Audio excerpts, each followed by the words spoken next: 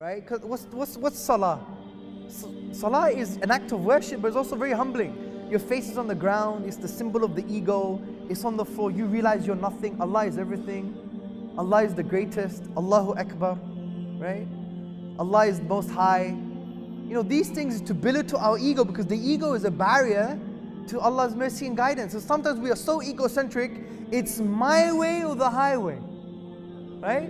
We're like this all the time. No, akhi, it's my way, I don't care. It has to be this way because this is it. This is ego. This is egocentrism. And this is also a trick of shaitan that allows doubts to creep in. Because when you may read something like, oh, how can the Prophet say this? Right? Oh, how could Allah say this? Without being humble and understanding that there is a perspective and explanation, or the very fact that if Allah did say it, then therefore it's definitely true, more true than you, and has more mercy behind it than you think. Because it came from the most merciful and the most wise.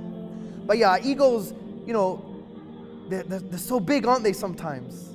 And unfortunately, in our cultures, when I say our, I include Qatar as well, because it's globalization, yeah?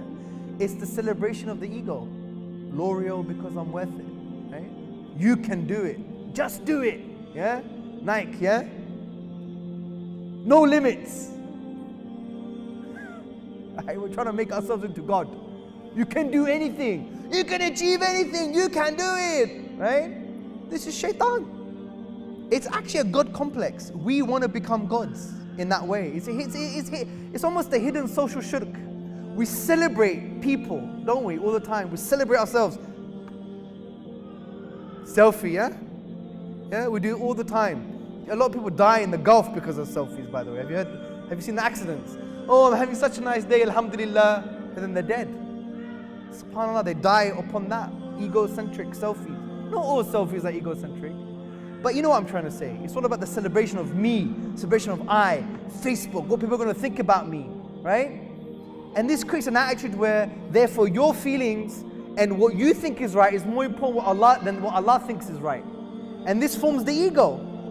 But when you do salah and you read Quran, you do dhikr, you belittle the ego, you push the nafs down, right? And that's why the Sahaba were on the highest spiritual level, because they would hear and they would obey. We would hear, we would think, discuss, challenge, then not obey. Yeah? But they would hear and obey because they had that heart, they were so humbled. They had that tarbiyah.